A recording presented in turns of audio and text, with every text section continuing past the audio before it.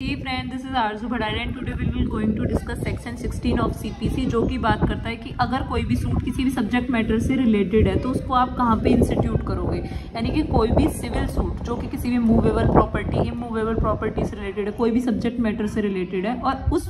Subject matter पे कोई भी डिस्प्यूट हुआ है, लेकिन वो सब्जेक्ट मैटर सिचुएट करता है किसी डिफरेंट स्टेट में और आप हो किसी डिफरेंट स्टेट के, तो फिर आप इंस्टीट्यूट कहाँ पर करोगे सूट को। ठीक है, उससे रिलेटेड सेक्शन 16 है। जैसे सपोज करो फॉर एग्जांपल कोई भी इमूवेबल प्रॉपर्टी है और उसका पोजेशन किसी और इंसान ने ले रखा है। ठीक है, तो किसी और इंसान ने अगर उसका पोजेशन ले रखा है और उससे वो कोई भी प्रॉफिट उठा रहा है या फिर कोई भी रेंट, मतलब उससे रिलेटेड कोई भी रेंट या किसी भी चीज़ का कोई भी उसे ऐसा बेनिफिट ले रहा है वो, ठीक है, लेकिन वो प्रॉपर्टी है किसी और की और वो कब्जे में है किसी और इंसान का और जिसके कब्जे में वो इस प्रॉपर्टी से प्रॉफिट ले रहा है। ठीक है, तो उस प्रॉपर्टी के पोजेशन को रिकवर करने के लिए, ठीक है, उस इमूवेबल प्रॉपर्टी के पोजेशन को रिकवर करने के लिए अगर आपको कोई भी सिविल सूट इंस्टीट्यूट करना है तो आप कहाँ पर करोगे। ठीक है, उस चीज़ से रिलेट करता है आपका सेक्शन 16।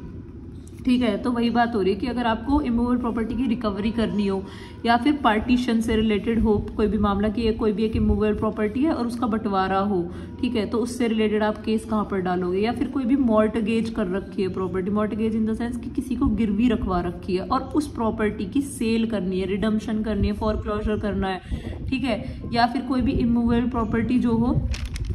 उसका कोई भी कंपनसेशन मतलब लेना है। कंपनसेशन इन द सेंस कि उस प्रॉपर्टी में क्या हुआ है कि कोई भी रॉन्ग कमिट हुआ है उस इमूवेबल प्रॉपर्टी के साथ और उसका कंपनसेशन आपको क्लेम करना है। तो इन सारी चीज़ों से रिलेटेड या फिर आपको डिटर्मिनेशन करना है किसी भी राइट का, इंटरेस्ट का, तो इससे रिलेटेड आपको अगर कोई भी सिविल सूट फाइल करना है तो आप कहाँ पर इंस्टीट्यूट करोगे वो सूट। तो आप वहाँ पर इंस्टीट्यूट करोगे जहाँ पे वो प्रॉपर्टी लाई करती हो, जहाँ पे वो प्रॉपर्टी सिचुएटेड हो। जैसे सपोज करो अगर कोई भी प्लेंटिफ है और उसको उसके प्रॉपर्टी को किसी डिफेंडेंट ने हड़प लिया है, मतलब उस पर कब्जा कर लिया है, उसके पास उसकी पोजीशन है अभी, लेकिन उसको अपनी वो प्रॉपर्टी मूवेबल प्रॉपर्टी रिकवर करनी है। तो वो जो डिफेंडेंट है जिसने कब्जा किया है और जो प्रॉपर्टी वो कहाँ पे रहा है, दिल्ली में सिचुएट कर रही है, लेकिन वो बंदा जो प्लेंटिफ है वो कहाँ पे रह रहा है, वो रह रहा है सपोज करो आप यूपी में। ठीक है, तो अब उसको केस फाइल करना है, तो वो केस कहाँ पर फाइल करेगा, तो वो केस दिमाग में रखना है हमने कि वो केस वहां पे फाइल करेगा जहां पे वो प्रॉपर्टी सिचुएट करती होगी, जहां पे सब्जेक्ट मैटर क्या करेगा, सिचुएटेड होगा, वहीं पे केस डाले जाएगा। ठीक है, कि जैसे अगर वो प्रॉपर्टी दिल्ली में है तो केस कहाँ पे फाइल होएगा, केस इंस्टीट्यूट होएगा दिल्ली के कोर्ट में। ठीक है, उसके बाद इसके जो A, B, C, D और E क्लॉज है, ये तो बात कर रहे हैं इमूवेबल प्रॉपर्टी से रिलेटेड। लेकिन अगर सपोज करो सब्जेक्ट मैटर जो हो वो हमारा मूवेबल प्रॉपर्टी हो, ठीक है, तो अगर उसकी रिकवरी कर ली हो, मतलब कोई भी हमारी जो मूवेबल प्रॉपर्टी है अगर उसको किसी ने डिस्ट्रेन कर लिया हो, अपने कब्जे में ले लिया हो, ठीक है, और अपने कब्जे में लेके उसको कोई भी क्षति पहुंचाई है, कोई भी रॉन्ग कमिट किया है उस मूवेबल प्रॉपर्टी के साथ और उसकी पोजीशन हमने रिकवर करनी है, तो हम उसका केस भी वहीं पे फाइल करेंगे जहां पे हमारी ये मूवेबल प्रॉपर्टी के साथ कॉज ऑफ एक्शन अराइज हुआ है। यानी कि जिस प्लेस पे हमारी मूवेबल प्रॉपर्टी के साथ रॉन्ग कमिट किया है हम वहीं पे क्या करेंगे,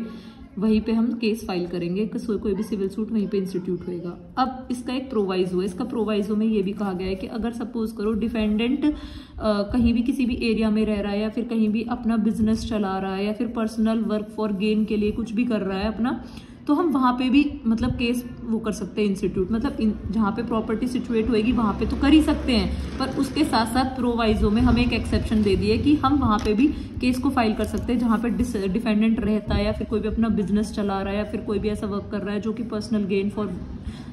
वर्क है फॉर गेन के लिए, तो ऐसी जगह पे भी क्या कर सकता है, प्लेंटिफ केस फाइल कर सकता है। और इसका एक्सप्लेनेशन कहता है कि जो भी यहाँ पे प्रॉपर्टी की बात हो रही है वो उस प्रॉपर्टी की बात हो रही है जो कि प्रॉपर्टी सिचुएटेड करती है इंडिया में, मतलब यहाँ पे जो भी प्रॉपर्टी इंडिया के अंदर है उन्हीं प्रॉपर्टी के बारे में बात की गई है, ना कि वो प्रॉपर्टी जो कि आउटसाइड इंडिया है। Hope you are very clear about section 16 of CPC, and if you have any doubt or query, so let me comment on the comment section. Thank you and please do subscribe. Pro Advice by Arzu Bhadane.